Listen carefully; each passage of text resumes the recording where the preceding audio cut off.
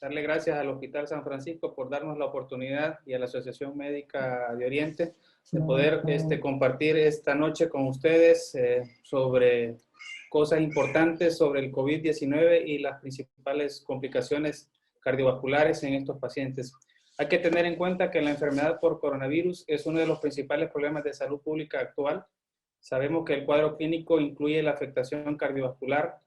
Es una proporción importante de pacientes, pero en realidad todavía se desconoce cuál es el impacto global de esta enfermedad sobre el corazón. En diciembre del 2019 se informa por primera vez el síndrome respiratorio agudo en Wuhan, China, donde se aísla el nuevo coronavirus y se denomina SARS-CoV-2. En abril del 2020, la OMS declara pandemia a esta enfermedad conocida como el COVID-19.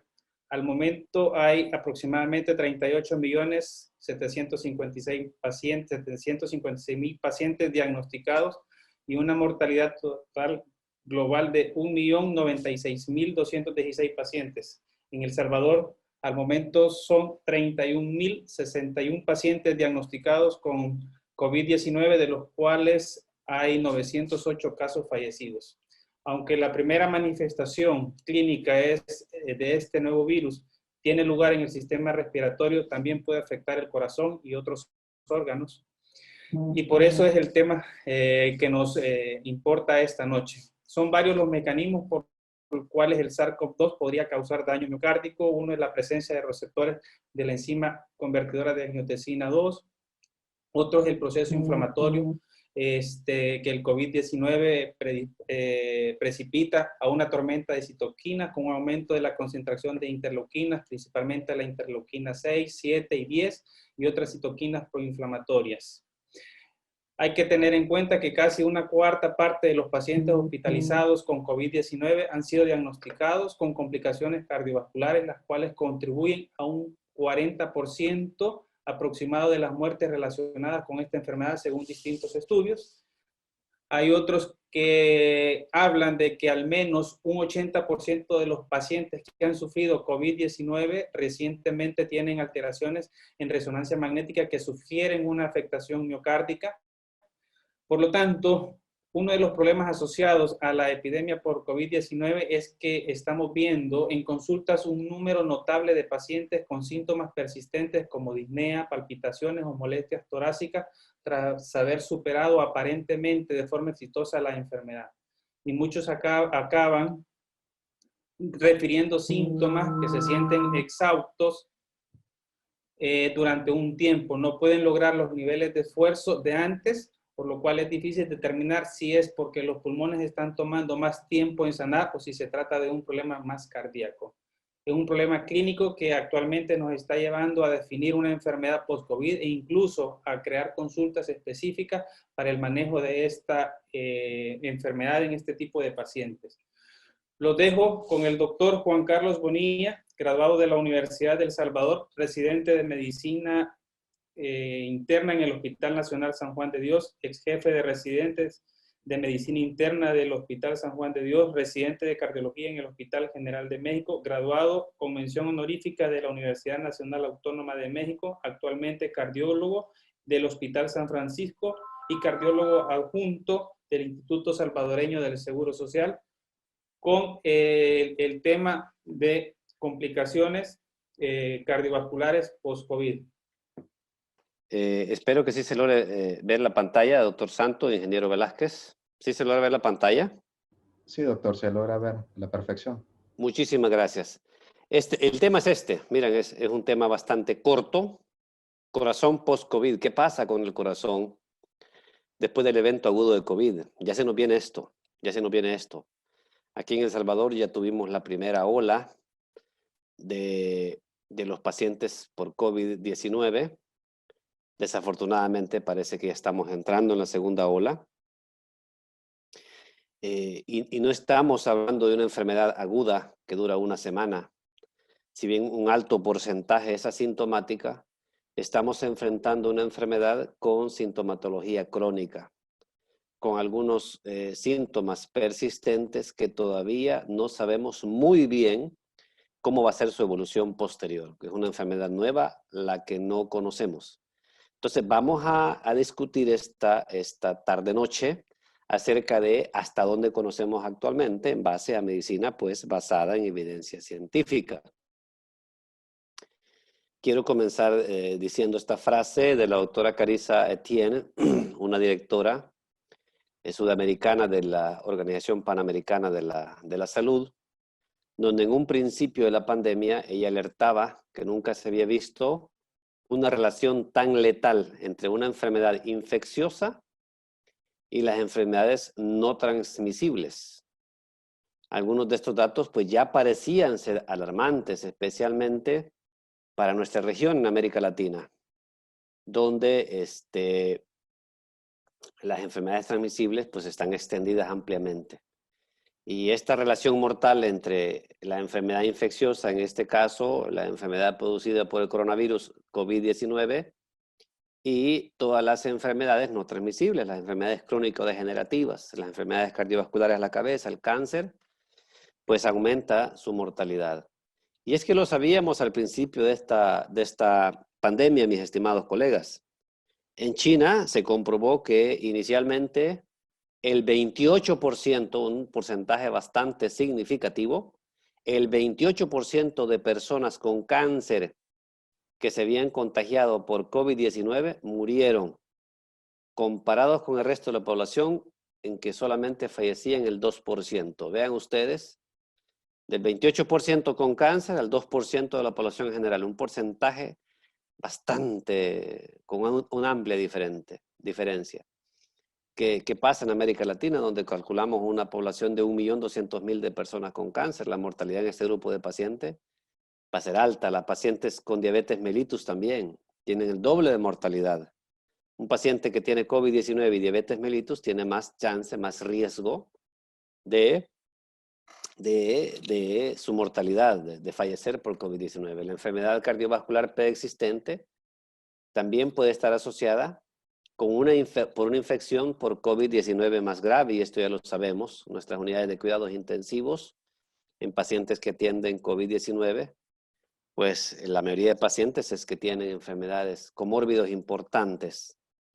Y una de las explicaciones es que la inflamación sistémica puede desestabilizar las placas vasculares. Y mientras que la enfermedad viral aumenta la actividad de la respuesta inflamatoria mediada por las citoquinas, aumentando la demanda cardíaca, similar a una simple gripe, pero no estamos enfrentando una simple gripe. ¿Cuáles son los principales factores de riesgo para mortalidad en COVID-19? Miren el primero que aparece con un 14.8%, edad mayor de 80 años.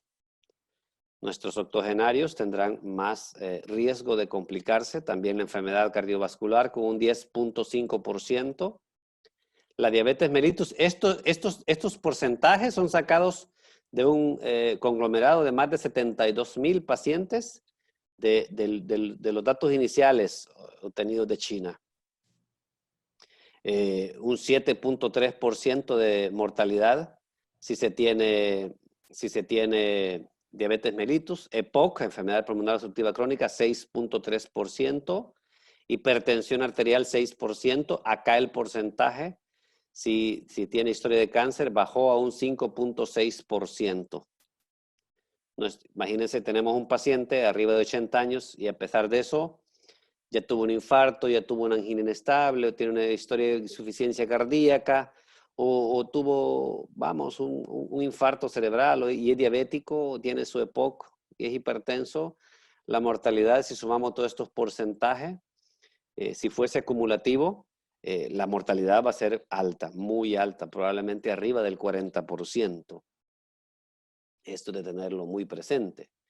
Pero tampoco, la Organización Mundial de la Salud nos decía desde un principio que 1 de cada 5 pacientes que contraen COVID-19 acaban presentando un cuadro grave y experimentan dificultades para respirar. Lo que ya sabemos, un 20% o un 15 a un 20%. Las personas mayores, lo que decíamos en las transparencias previas, con comórbidos importantes, hipertensión arterial, problemas cardíacos, pulmonares, diabetes, suelen presentar más con más probabilidad cuadros graves. Más sin embargo, cualquier persona puede contraer y complicarse y fallecer por COVID-19. Ya hemos tenido colegas jóvenes, por lo demás bastante sanos, que han fallecido por esta enfermedad.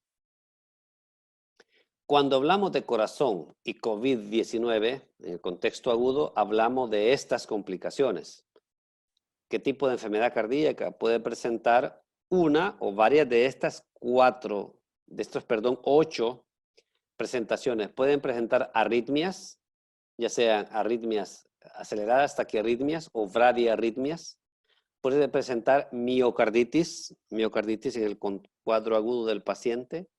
Una miocardiopatía por estrés, que no es lo mismo, es un síndrome parecido al infarto que se provoca por demasiada descarga catecolaminérgica en el paciente, síndrome de Takotsubo. Un infarto agudo del miocardio, un paciente que tenga riesgo, placas ateroscleróticas un poco inestables, presenta una infección por COVID-19 y se desafortunadamente grave, la placa se puede volver más inestable, vulnerable y puede llegar a un infarto agudo del miocardio, ya sea tipo 1 o tipo 2. Insuficiencias cardíacas agudas. Todo paciente que nos llegue consultando por historia de falla cardíaca aguda, solo por insuficiencia cardíaca y más si es de nuevo aparecimiento o de novo, estamos en la obligación de descartar que tenga una infección por COVID. Esto resulta bastante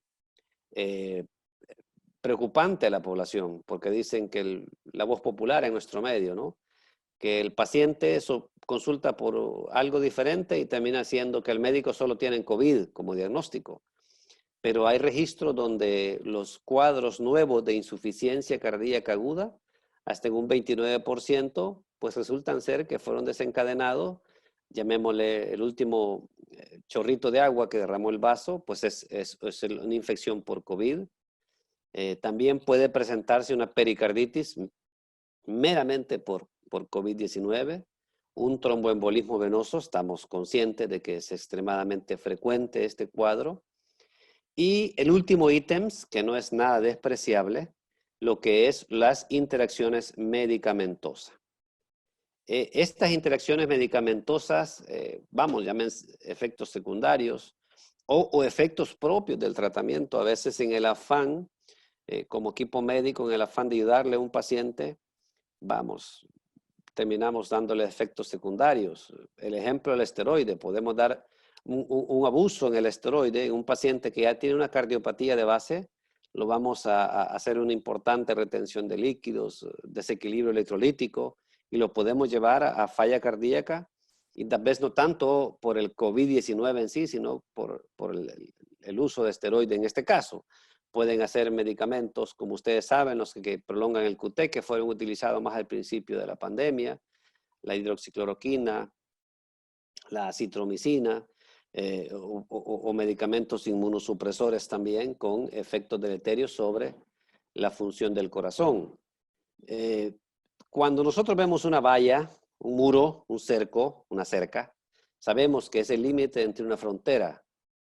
Pero en COVID-19, ¿dónde está el límite entre lo agudo y lo crónico? ¿Cuándo termina la enfermedad y cuándo inician las complicaciones? Realmente son preguntas que se van comenzando a contestar y espero pues contestarse en las siguientes diapositivas. En Italia fue publicado este paper, un estudio hecho en Italia, el 9 de julio fue publicado en la revista JAMA, cuando para entonces habían más de 30,000 infectados positivos por coronavirus en Italia. Y en este estudio lo que hicieron los italianos, que estudiaron 143 pacientes con una edad media de 56.5 años, que habían presentado un cuadro de COVID-19 del 21 de abril al 29 de mayo. Y el 72.7% de estos pacientes tenían evidencia de neumonía intersticial. Han sido pacientes sintomáticos. Aquí tenemos nosotros, por ejemplo, que el 12.6% habían estado admitidos en unidades de cuidados intensivos, ¿sí? Incluso 5% habían estado con terapia invasiva, asistencia ventilatoria mecánica invasiva.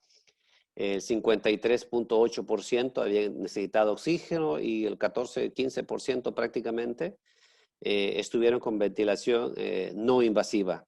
O sea, pacientes francamente sintomáticos. Y lo comenzaron a ver qué pasaba de los 60 días después del inicio de los síntomas con estos pacientes.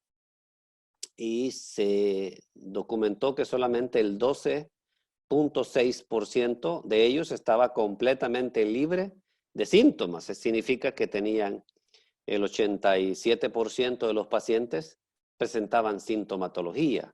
¿Qué sintomatología? 87% de los pacientes por COVID-19 persistían con algún tipo de síntoma a los 60 días y comenzaba a deslumbrarse, ¿no? El síndrome de fatiga crónica, ¿cuál es? La fatiga, la disnea, el dolor articular, la precordialgia, el tos, la anosmia, la queratoconjuntivitis, Zika, como síntomas generales principalmente, pero en un porcentaje bastante significativo, ¿verdad? Por lo menos un síntoma, y muchos de ellos tenían más de un síntoma.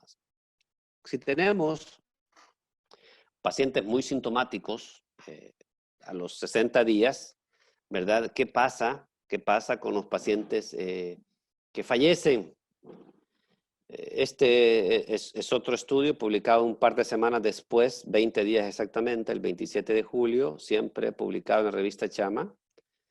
La doctora Diana Linder, aquí se revisaron 39 autopsias de pacientes ya fallecidos, obviamente, en los que la causa de su muerte fue neumonía. No, ojo, no fallecieron por falla cardíaca, no fallecieron por miocarditis, no, fallecieron por neumonía. ¿Sí? En 35 de esto, es decir, prácticamente el 90% de este grupo de pacientes habían fallecido por neumonía. Le hicieron autopsia y ¿qué encontraron? La presencia del virus en el corazón en 24 de estos 39 pacientes. Es decir, el 61.5% de los pacientes tenían presencia del virus en el corazón. Y en 16 de estos, el 66.7%, es decir, las 2/3 partes de los que tenían el virus en el corazón, tenían una carga viral fuerte, más de 1000 copias por cada microgramo de ARN aislado. También se observó en el corazón de estos pacientes evidencia de replicación viral activa. ¿Sí? No solamente estaba el virus ahí, sino que se estaban replicándose al momento que el paciente falleciera. ¿Ya? No alcanzó el criterio de miocarditis fulminante como tal por los infiltrados de linfocitos, pero sí con alta replicación viral. Otro dato importante, y aquí vamos, es para que nos demos cuenta lo complejo de este virus, y es que la localización más probable de la infección viral no fue en las células miocárdicas, no fue en los miocitos, fue en las células de relleno, en las células intersticiales o macrófagos, ¿sí? Todos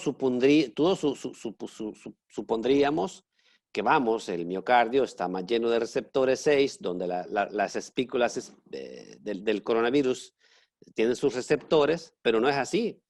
El virus, como que en el afán de engañar el sistema inmunológico del paciente, vamos, en el corazón, y no solamente ahí, sino que también en otros órganos diana, se van a las células intersticiales, como quien dice, aquí no hay sistema inmunológico alertado, aquí nos vamos a introducir y aquí vamos a replicar nuestro ARN.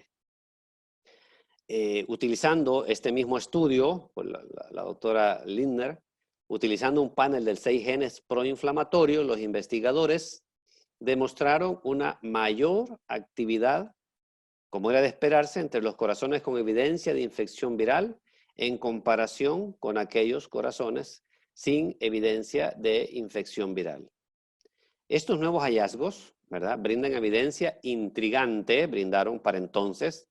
Hoy, como es tan cambiante la información de COVID-19, aunque fue publicado en julio 27 del 2020, hace menos de 3 meses, pareciera que fue hace mucho tiempo atrás. Estos hallazgos está asociado a que al menos algún componente de la lesión miocárdica que suponíamos que podía ser por infección viral, hombre, ya se demuestra que es el resultado de una infección viral directa sobre el corazón. Y esto, repito, estos pacientes no fallecieron por miocarditis o por falla cardíaca, agudizada o aguda, no, murieron por neumonía intersticial en el 90% de los casos. Pero aquí había datos de replicación viral activa muy alta en el corazón mismo y no en el miocito, no en la célula miocárdica, sino en los macrófagos, sino en el tejido intersticial, sino en el tejido de relleno.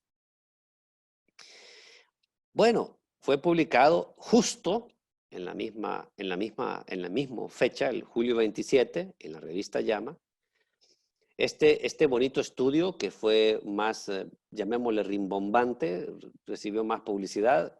De hecho, en el grupo de cardiología acá de Oriente, de la Asociación Salvadoreña de Cardiología de Oriente, inmediatamente lo bajamos y lo comentábamos. Y es para responder eso, si existe daño miocárdico residual tras la enfermedad de COVID-19. Aquí ya no se estudiaba la autopsia post-mortem, no. Aquí se estudió un grupo de pacientes después de que habían pasado la etapa aguda de la enfermedad y se estudió a través de una resonancia magnética cardíaca de alta gama. Solamente lo tienen los grandes centros hospitalarios de primer mundo, no accesible en nuestro medio. Fue este estudio publicado en JAMA, un estudio observacional, prospectivo, en el que se identificaron 100 pacientes que recientemente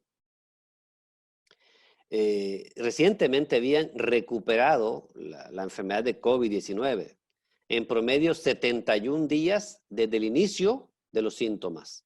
Y fueron estudiados en el Hospital Universitario de Frankfurt entre periodo de abril y junio del 2020. Y estos pacientes, fueron 100 pacientes estudiados con esta resonancia magnética, se comparó por una parte con individuos sanos y por otra parte con otros individuos sanos, pero con similares factores de riesgo cardiovascular. ¿Y qué hallazgos encontramos? Los primeros hallazgos fueron estos, que los podemos nosotros replicar un poco, incluso con estudio de ecocardiograma en nuestro medio. Y es que los pacientes recientemente recuperados de COVID, estamos hablando de 2-3 meses en promedio, tenían un ventrículo izquierdo con una fracción de expulsión ligeramente más baja. No es una gran diferencia, pero sí discretamente más baja.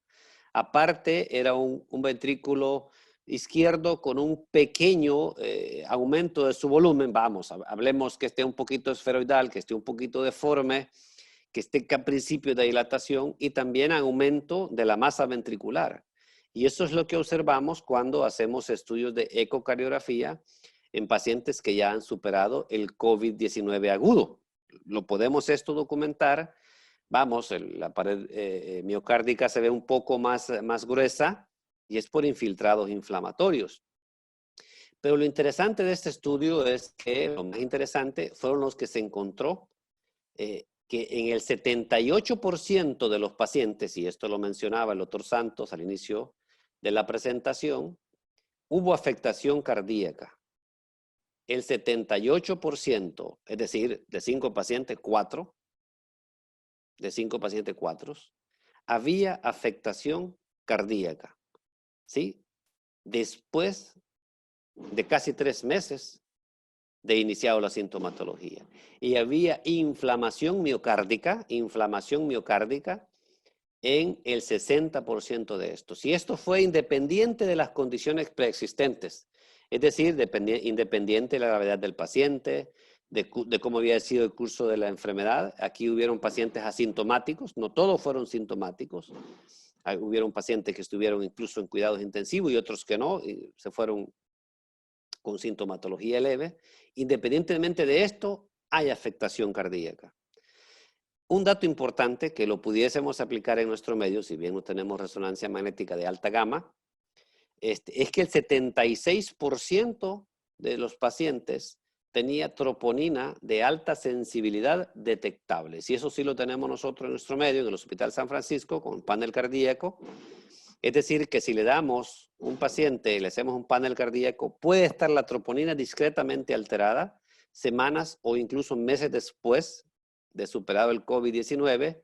Y vamos, con esto podemos orientarnos fuertemente que la lesión, la afectación cardíaca, la injuria miocárdica por COVID-19 todavía puede estar activa. Estos hallazgos indicaron la necesidad de una investigación continua de las consecuencias cardiovasculares a largo plazo del COVID-19.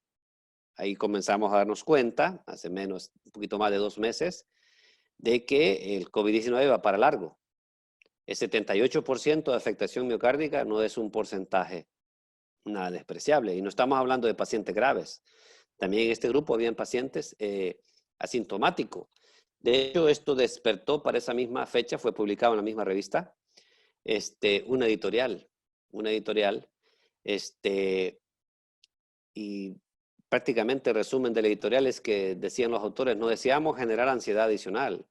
Sin embargo, si se confirma esta alta tasa de riesgo, se valida la base patológica de la disfunción ventricular izquierda progresiva. Y especialmente si la evaluación longitudinal revela una insuficiencia cardíaca de nueva aparición en la fase de recuperación del COVID-19. ¿Qué va a pasar entonces? Que en plena crisis de COVID-19 cambiará a una nueva incidencia, ¿verdad? Comenzaremos a manejar cuadros nuevos de insuficiencia cardíaca y otras complicaciones cardiovasculares crónicas, probablemente precipitadas e incluso originadas por la infección original de COVID-19.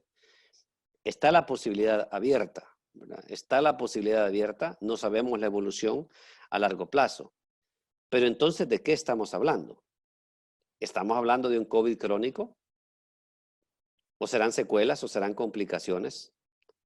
¿O serán incluso efectos secundarios del mismo manejo que estamos dando? Las posibilidades están tiradas sobre la mesa. Después viene, y es que existe el síndrome post-COVID-19, y es por lo mismo.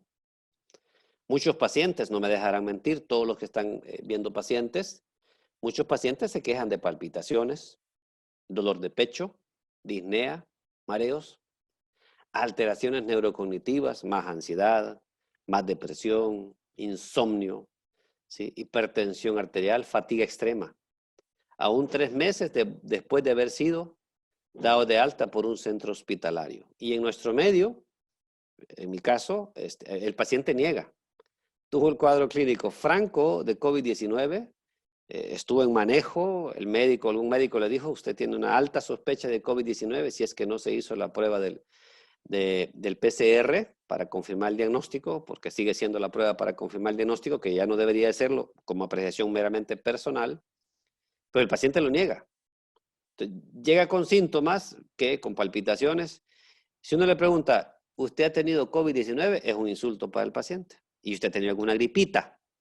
No, doctor, así, alguna fiebrecita pequeña. El paciente te va orientando y resulta que semanas o meses después estuvieron con un cuadro crónico franco de COVID-19 que hasta le ofrecieron ingreso, no aceptó, y hoy están con las síndromes post-COVID-19.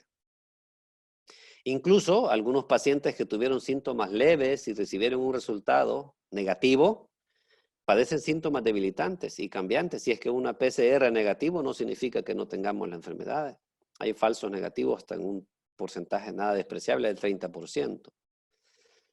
Y pues en algunos casos estos síntomas se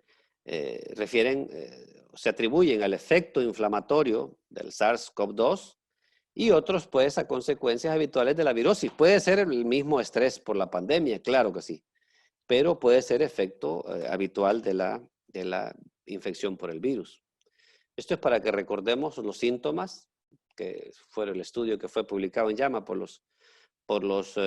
los italianos, donde decían que el 87% de los pacientes persistía con síntomas de post-COVID a los 60 días. Y este es un pequeño resumen. Fue publicado por la revista British Medical Journals. Esto fue publicado ya a finales de agosto, hace mes y medio aproximadamente, donde el tratamiento del COVID-19 después de las 3 semanas se basa actualmente en pruebas limitadas. Ya tenemos un poquito de más evidencia en el COVID agudo. Después seguimos un poco en incertidumbre, o bastante en incertidumbre. Aproximadamente aquí los ingleses son más metódicos, reportan un 10% de las personas recuperadas que experimentan una enfermedad prolongada después del COVID-19, porque ellos tienen una estadística mucho más amplia donde el teléfono, los pacientes con una aplicación de smartphone pueden reportar sus síntomas y lo toman como válido. La mentira, vamos, es un poquito menos frecuente en el Reino Unido que en nuestro medio. Muchos pacientes se recuperan espontáneamente, aunque despacio, con apoyo holístico, descanso, tratamiento sintomático y aumento gradual de la actividad física, de la actividad mental. La oximetría de pulso en el hogar puede ser muy útil para controlar la disnea del paciente. Si un paciente tiene un buen nivel académico y cultural, la oximetría de pulso le puede ayudar. Si es un paciente ansioso, le va a generar ansiedad, no se lo va a colocar bien, no va a marcar nada y va a caer desmayado creyendo que ya falleció. Las indicaciones para una evaluación especializada incluyen preocupación clínica juntos con síntomas respiratorios, cardíacos y neurológicos, persistentes o progresivos. Y es que aquí está el principal grupo de síntomas de las consecuencias tardías del COVID-19, respiratorio, neurológico y cardiovascular. A veces la anosmia puede persistir y puede ser un mecanismo de protección, en algunos casos nos puede generar problemas. Muy bien. El 11 de agosto fue publicado este artículo en la revista de British Medical Journal del Reino Unido, donde decían que aproximadamente el 10% de los pacientes, como se los explicaba previamente, que han dado positivo en la prueba del virus no se encuentran bien después de las 3 semanas, ¿verdad? Y esto se basa en el estudio de síntomas de COVID del Reino Unido, en el que las personas ingresan sus síntomas en curso por una aplicación del smartphone. Este porcentaje pues es más bajo comparado con los estudios previos, como les explicaba. Aquí nace esta nueva clasificación del COVID-19. Es una sugerencia de clasificación y lo aclaran los autores. En ausencia de definiciones acordadas, hay un COVID-19 que dura agudo, que dura las 3 semanas. ¿Sí? Si se extiende más de las 3 semanas desde el inicio de los primeros síntomas, es un COVID-19 post-aguda, ¿verdad? Es una enfermedad, por eso es la COVID-19 posaguda. Y si persiste después, más allá de las 12 semanas, es decir, 3 meses, estamos pues ante la COVID crónico. Aquí declarar un aspecto interesante, y dado que muchas personas no se hicieron la prueba, y también el alto porcentaje de pruebas falsas negativas, se sugiere que una prueba positiva para COVID-19 no es un requisito previo para el diagnóstico de COVID agudo, posagudo o crónico. Esto lo sugieren ellos, los norteamericanos, con la sospecha, perdón, los de Reino Unido, los ingleses. Con la sospecha, pues, del cuadro clínico se puede valer. No tenemos que ser demasiado puristas en que si no está la prueba, no se puede confirmar el diagnóstico. No se sabe por qué se prolonga la recuperación en algunas personas. Alguna explicación probable, la viremia persistente, ¿verdad? Debido a una respuesta de anticuerpos débiles o ausentes, y es que el virus va a buscar la célula que no está protegida.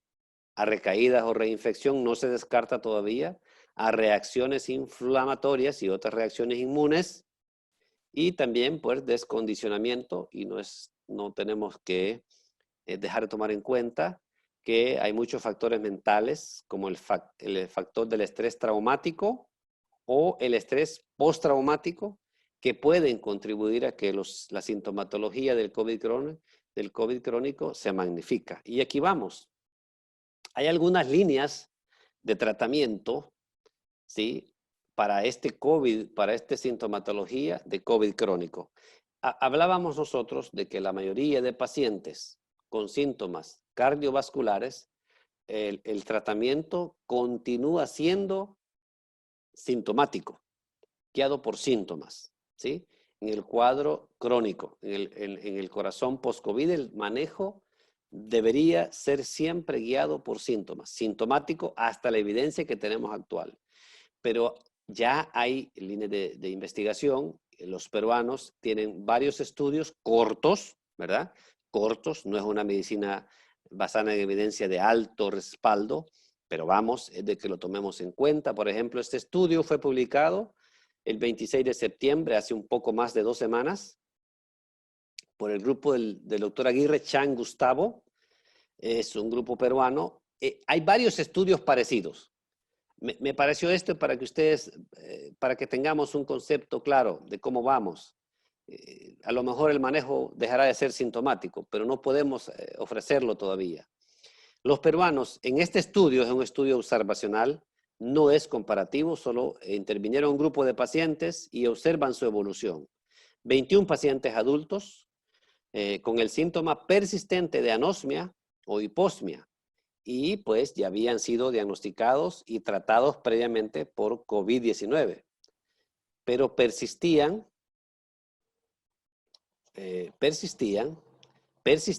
con el síntoma de la anosmia y de la hiposmia.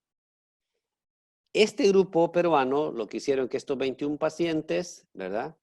Les administraron dosis de ivermectina. Ellos ya tienen su protocolo, y observaron que el 66.7% de los pacientes, un porcentaje alto, se observó una mejoría clínica total, no parcial.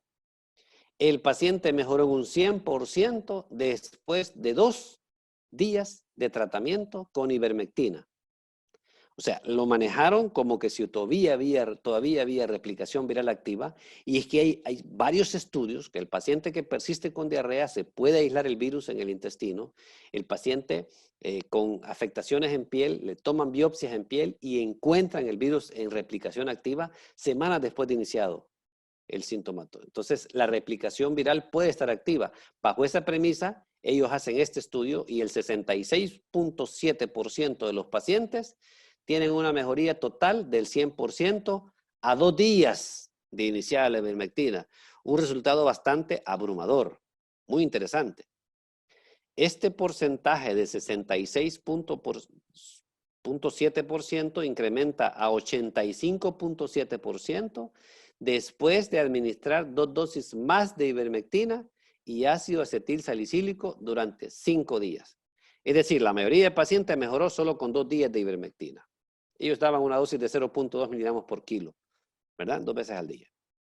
Pero si no se había resuelto, le anexaban ácido acetil salicílico 2 veces al día y la ivermectina 2 veces al día por 3 días más, a completar 5 días. Entonces, este porcentaje incrementaba del 66.7% a 85.7%. Muy interesante. En apenas 5 días, casi vamos cerca del 90%. Vamos, pero había un 14.3% de los pacientes que no presentaron una mejoría clínica total de la anosmia o de la hiposmia después de esa 4ª dosis de ivermectina y ácido acetil salicílico por 5 días. A estos, en el protocolo de ellos, le administraron un donador de óxido nítrico, la L-lisina. También tenía un esquema establecido, dosis de 500 miligramos 2 veces al día. Aparte, ¿verdad?, de un nuevo ciclo de ivermectina y aparte de continuar con ácido acetil salicílico. Con esto se alcanzó una resolución clínica total de anosmia y de la hiposmia en el 90.5% de los casos y una significativa respuesta parcial de mejoría clínica en los casos restantes. Es decir, los pacientes que quedaron, que fueron 3 nada más, vamos, mejoraron significativamente, pero todavía persistían en cierto modo con el síntoma. Pero los otros mejoraron en un 100%. Muy interesante. La conclusión que ellos sugieren, pues, es que la mejoría clínica total del síntoma persistente de anosmia o hiposmia en muy alto porcentaje de los pacientes tratados con ivermectina y ácido acetil salicílico, pues fue muy alto porcentaje, 90.5% con este protocolo establecido, perdón, 85.7%. El hecho, se explican ellos, que la mayoría de los casos responde favorablemente con pocos días de tratamiento, ¿se acuerdan? Solamente 2 días de recibir ivermectina, mejoró 66.7%, nos indica el carácter reversible de la anosmia en COVID-19 y da a entender que su fisiopatología, de manera muy lógica, no implica daños prolongados o permanentes a nivel de los nervios que participan en el sentido del olfato, por lo que se trataría más bien de un daño, ¿sí?, localizado a nivel del epitelio olfatorio y células del bulbo olfatorio, ¿sí? Y es por replicación viral activa, pues muy probablemente. Y es que acuérdense, si tomamos nuevamente el editorial que fue publicado en la revista JAMA, y es que las preocupaciones, después de revisar el estudio de las autopsias con alta incidencia de replicación viral, o de ver que el 78% de los pacientes, después de casi 3 meses de haber iniciado con síntomas de COVID, estaban con afectación cardíaca por resonancia magnética. Las preocupaciones que estamos planteando pues ya no son suposiciones o explicaciones fisiopatológicas, vamos, ya van bajando en la evidencia médica científica, en la evidencia basada en evidencia científica, valga la redundancia, sino ya son prácticas y que requieren nuestra debida diligencia para estudiar y para prepararnos para lo que puede ser otra dimensión de la crisis del COVID-19, ¿sí? No estamos afirmando, no estoy afirmando que todo paciente que persiste con síntomas cardíacos después de 3 meses es que ya va a ser irreversible, pero algunos de ellos pueden ser. Entonces, esta pregunta, ¿qué es la insuficiencia cardíaca según este editorial? El próximo capítulo, a mi punto de vista, parece que es la insuficiencia cardíaca el próximo capítulo. Deja de ser pregunta y probablemente se convertirá desafortunadamente en una afirmación. Esta es otra posibilidad. Algunos autores, y esto ya ha sido comentado hoy, después de estos últimos estudios, justo en octubre, que probablemente tendremos que prepararnos la comunidad médica para enfrentar una nueva cardiopatía post-COVID-19. Entonces ya tenemos que estar pensando en clínicas para atender el corazón post-COVID, ¿sí? Una nueva cardiopatía post-COVID. Así como existe la cardiopatía chagásica, no se descarta la posibilidad que exista también una cardiopatía post-COVID-19. Para terminar, quiero dejarles en el tintero estas 7 conclusiones, los mensajes para llevar a casa. Ya lo sabemos, la primera conclusión, digamos que es la más obvia, yo creo que la comunidad médica todos lo sabemos, pero lo recalcamos al principio, que la edad mayor y enfermedades cardiovasculares pues son un riesgo de presentación grave y mayor mortalidad para COVID-19. Y la enfermedad COVID-19, por eso que se escribe la COVID-19, no es solo una enfermedad aguda, puede ser una enfermedad subaguda, puede ser crónica y puede dejarnos secuelas a largo plazo. No en todos los casos, pero en un porcentaje que todavía desconocemos. El corazón, además, podría verse afectado en cualquiera de sus presentaciones clínicas. Yo tuve una COVID-19 asintomático, si ese fuera el ejemplo, no me salva de que yo pueda tener secuelas cardíacas a largo plazo. ¿Sí? Si tuve un cuadro de síntomas leves que me duró solamente, una semana, tampoco me excluye. Si tengo un cuadro subagudo que me duró de 3 a 12 semanas, tampoco me asegura que voy a desarrollar una miocardiopatía por COVID-19.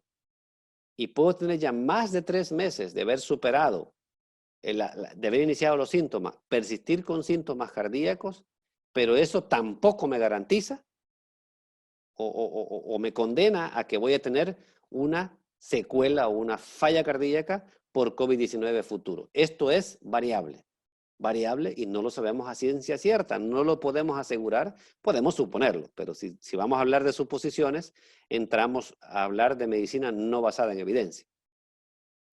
Pero medicina basada en evidencia todavía no lo podemos asegurar, ni siquiera podemos orientar en gran porcentaje. Las manifestaciones clínicas, una cuarta conclusión, son muy variables. Las manifestaciones clínicas cardíacas son muy variables. ¿Se acuerdan que yo les presenté 8 ítems? ¿Verdad? Y las manifestaciones del corazón post-COVID es predominantemente sintomáticos. Ahí estamos de acuerdo todos. Aunque hay investigaciones para que su manejo pudiese ser específico. Hay que esperarnos cierto tiempo, puede ser un par de meses, ojalá y fuera menos, para que tengamos alguna orientación específica. Podemos esperar nuevos cuadros de insuficiencia cardíaca a futuro por COVID-19, ¿sí? Y un interrogante, ¿alguna nueva cardiopatía por COVID-19? Es altamente probable. Y una séptima conclusión y la última, es que la medicina basada en evidencia científica para COVID-19 continuamos en pañales, pero ya tiene frutos. Y vamos, ya tenemos algunas líneas de investigación al respecto que nos van dando luz. Para finalizar, quiero recalcarles estos dos últimos mensajes, mis estimados colegas. Y es que la complejidad del coronavirus SARS-CoV-2, yo les plasmé un ejemplo, y es cómo es que el COVID-19, este sinvergüenza coronavirus, llega al corazón y no infecta al miocito. No, ahí están sus receptores, no los infecta. ¿Por qué? Porque probablemente el miocito ya tenga anticuerpos específicos y no le van a permitir su replicación.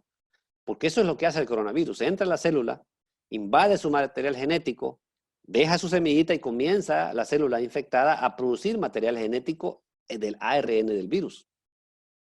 Entonces, la complejidad del coronavirus SARS-CoV-2 que produce la COVID-19 está haciendo rectificar a relevantes investigadores mundiales por sus afirmaciones sobre los mecanismos de invasión del virus, posibles tratamientos y diversas vacunas en fase de desarrollo. Si los investigadores científicos, no llamemos autoridades, vamos, a las autoridades académicas, rectifican sus conceptos porque creen un concepto, van en esa línea de investigación y después tienen que retroceder porque su preconcepto estaba equivocado, es porque la complejidad de este virus así lo amerita.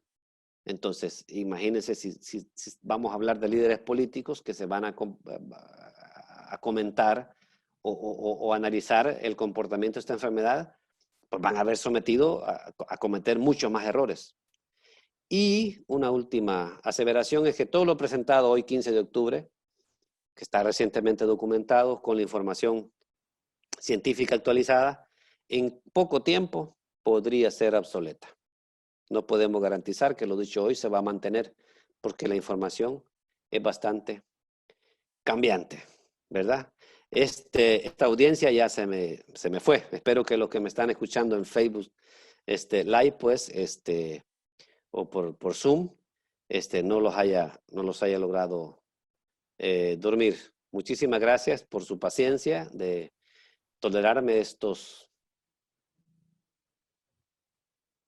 Muchas gracias por la paciencia, repito, por tolerarme estos minutos. Y espero pues que esta información que con mucho aprecio les hemos preparado como parte de la Asociación Médica de Oriente, con la cual estamos agradecidos por la oportunidad, con el nuestro Hospital San Francisco, ¿verdad? Somos parte de la familia del Hospital San Francisco orgullosamente y esperamos pues dar nuestro granito de arena en información científica de relevancia. Si hay preguntas o cualquier duda, interrogatorio, pues estamos con la buena disponibilidad del doctor Santos y yo, pues, de responderlas. Muchas gracias, Juan Carlos. Muy bonita presentación, bien actualizada. Lo malo es lo que tú decías al final, que posiblemente en una semana quizás ya estemos hablando conceptos distintos, pues esta enfermedad está cambiando continuamente. Lo que sí me gustaría recalcar a mí, y es que principalmente en aquellos pacientes que no padecieron la enfermedad como tal, que no estuvieron ingresados y que posiblemente llevaron la COVID-19 de una forma tranquila en casa, que no es de confiarnos, pues se ha visto que estos pacientes, cuando se les ha hecho sus resonancias magnéticas, pues tienen afectación en el miocardio, y pues tener en cuenta los síntomas que tú explicabas, que si llegasen a se presentar, pues es conveniente acudir al médico, al cardiólogo en este caso, pues para ser evaluados. Ahora, no sé si por parte del hospital tenemos tiempo todavía para preguntas y respuestas, pues todavía tenemos aquí unos cuantos colegas que sí tienen sus preguntas, que pues valdría la pena aclarar unas cuantas. Claro que sí, doctor, proceda. Ok. La doctora Raquel Méndez pregunta, buenas noches, si una persona padece alguna enfermedad cardíaca y se infecta del virus, ¿el tratamiento por el virus puede generar alguna complicación, doctor Juan Carlos? Desafortunadamente sí, desafortunadamente sí. Vamos a mencionar principalmente los antibióticos. Tenemos, si un paciente tiene un importante compromiso cardíaco, hay que tener cuidado con los antibióticos que prolongan el QT. Los antibióticos utilizados con más frecuencia son las quinolonas y las macrólidos, la citromicina, que tienen un poco de incidencia sobre este QT. Si un paciente no tiene una cardiopatía previa, probablemente esta prolongación del QT no le afecte. Pero si hay una cardiopatía importante, esta prolongación del QT sí le puede generar arritmias, ¿verdad? De relevancia. Eso, y el otro ejemplo muy importante, hay que tener cuidado con los esteroides en los pacientes cardiópatas. Acordémonos que el esteroide hay evidencia de que sí funciona cuando el paciente ya tiene dificultad respiratoria, ya presenta un poco de saturación, si hay compromiso, probablemente estos pacientes se vean beneficiados, pero en los cuadros leves el beneficio del esteroide es muy discutido y es probable que más que ganemos efectos secundarios, ¿verdad? Pero hay diferentes líneas de investigación. Hace unos meses era bastante agresivo, era insultante para el gremio médico hablar de que se le iba a dar a AINES, los antiinflamatorios no esteroideos, a los pacientes con cuadro de COVID-19 en la etapa aguda, en la etapa inicial de los síntomas. Más sin embargo, ahora es lo que actualmente se está utilizando con mucha frecuencia y hay muchos conceptos a veces que te cuestionan el uso del acetaminofén o del paracetamol. Te cuestionan el uso. Entonces, y desafortunadamente esto es cambiante. Hay que tener mucho cuidado con los cardiópatas, principalmente con los medicamentos que retienen líquido y alteran los electrolitos, esteroides, y con los que te pueden llevar a arritmias.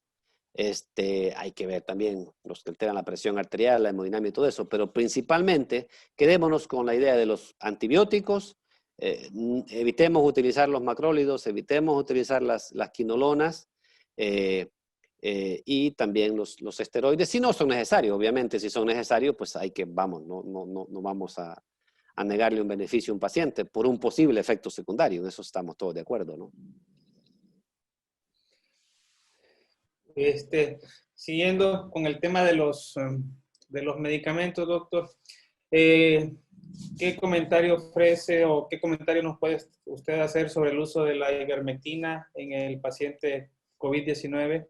Al inicio se utilizó bastante, se empezó a utilizar mucho junto con la hidroxicloroquina, cloroquina, por el efecto inmunomodulador que tiene. Se fue dejando la hidroxicloroquina, la cloroquina, incluso los macrólidos por un lado, por el riesgo del QT, pero está la duda de la ivermectina de un colega que si es seguro o no es seguro en el paciente COVID-19. Yo considero a título personal, obviamente un infectólogo, un inmunólogo será más especializado en este tema. Yo creo que la ivermectina sí funciona para la replicación viral. Sí funciona, incluso ya hay estudios, hay muchos autores que defienden así a capa y espada, o sea, dan todo todo por el uso de la ivermectina.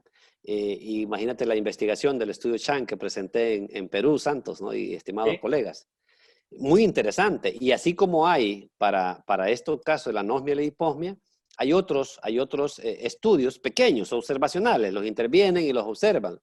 No los comparan, los intervienen y los observan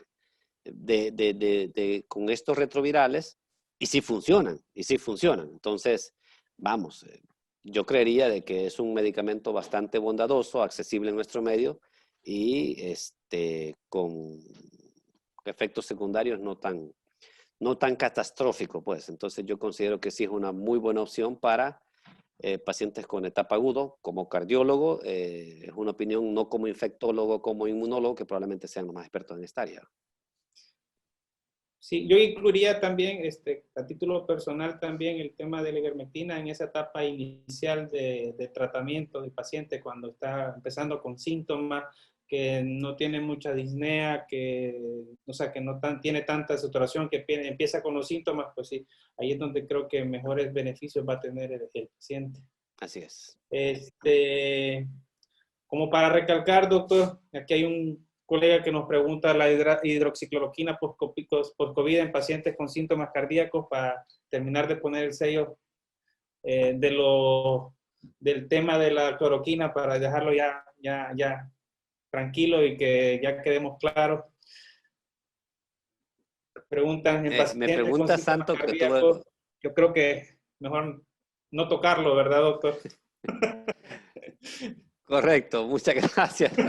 Muchas gracias. Mira, pacientes cardiópatas que vamos a utilizar hidroxicloroquina, yo creo que no. La evidencia es muy baja, incluso en los pacientes que no tienen cardiopatía y en los pacientes con síntomas persistentes que entra en el COVID crónico o en el post-COVID, la hidroxicloroquina no cabe. Ahí cabe la ivermectina, ahí sí cabe.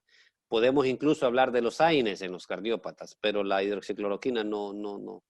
Debemos descartarla, y más si el paciente tiene alguna cardiopatía. Vamos a obtener algún efecto secundario. No solamente damos hidroxicloroquina, sino que damos otros medicamentos que se van sumando y al final hacen un efecto secundario bastante agresivo a nivel cardíaco. Sí, así mismo es. Una pregunta, un comentario aquí que nos hace, que termina con una pregunta, que si el paciente presentó síntomas como fiebre, cefalea, artralgia, dolor torácico y opresión torácica por 10 días, que se le realizó posteriormente una PCR para COVID, resultó negativa, ¿se puede decir que no tuvo la enfermedad?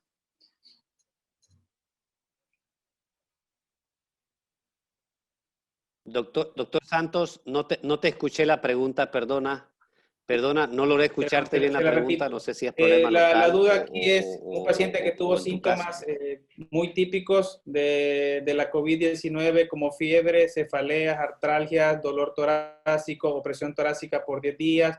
Se realiza una PCR para COVID, resulta negativa. Pregunta si se puede decir que no tuvo la enfermedad o que sí la tuvo. Vamos a ver.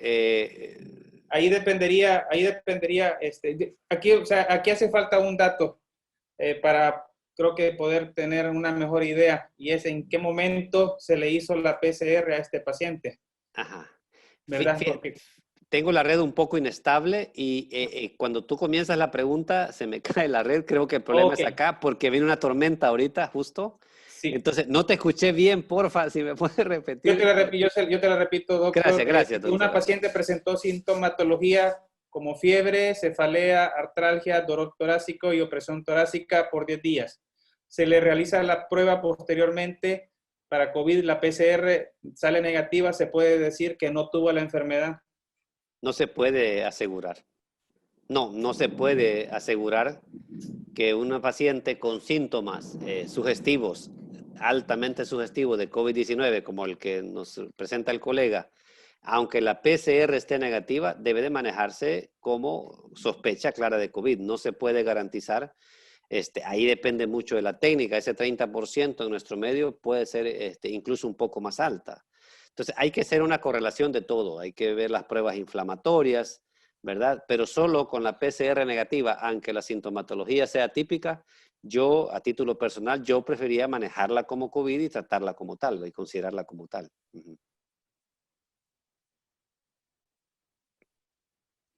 Ok, bueno, yo creo que por ahí hemos tratado de abordar todas las preguntas que se nos han hecho.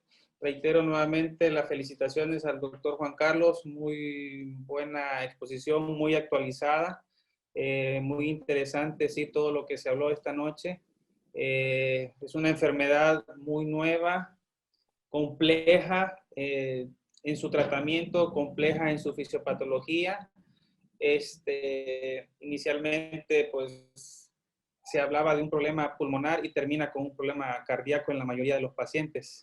Le invito a tener todas las medidas y precauciones necesarias a la hora de enfrentarnos a este tipo de pacientes y no confiarnos, ¿verdad? Porque, como decíamos al inicio, puede ser que él tenga disnea y podemos pensar que es el pulmón que se está recuperando, pero puede ser que sí se dañó el corazón y pues tiene una miocarditis por COVID, ¿verdad? ¿Algún comentario final, doctor Juan Carlos Enríquez? Sí, claro que sí, hacer énfasis que debemos de ser portadores del principal mensaje para la población y es la parte preventiva, si todavía no se han infectado, si ya se infectaron igual, ¿no? Y ahí la clave, mis estimados colegas, es el uso correcto de la mascarilla, el distanciamiento social y la higiene correcta de la mano y evitar tocarnos la cara, ¿verdad? Entonces, eso tenemos que hacer énfasis con cada paciente quien tengamos contacto, ¿verdad? Sin llegar a generar pánico, pero ahí cada quien sabrá mantener el equilibrio. Y tenemos que estar preparados porque no sabemos el futuro de esta pandemia. Probablemente si pasa como la gripe española, probablemente a mediados del próximo año, ¿verdad? O a principios de bueno, a mediados del otro año ya la pandemia esté controlándose y nos quede como una enfermedad estacionaria, con una incidencia más bien baja. Esperamos que en El Salvador la segunda ola sea suave, que no nos golpee, depende de cada uno de nosotros. Cuidémonos nosotros como colegas y ojalá y no salgamos afectados. Y ojalá ya venga también la vacuna y que la vacuna sea efectiva y segura. No vaya a ser de que los memes que salen de posibles efectos secundarios sean una realidad. Efectiva y segura. Y la seguridad es un aspecto muy, muy importante, ¿verdad? Muchísimas gracias por la paciencia de escucharnos y nuevamente agradezco pues tu colaboración, doctor Santos, muy elemental, y a la Asociación Médica de Oriente y al Hospital San Francisco. Feliz noche a todos.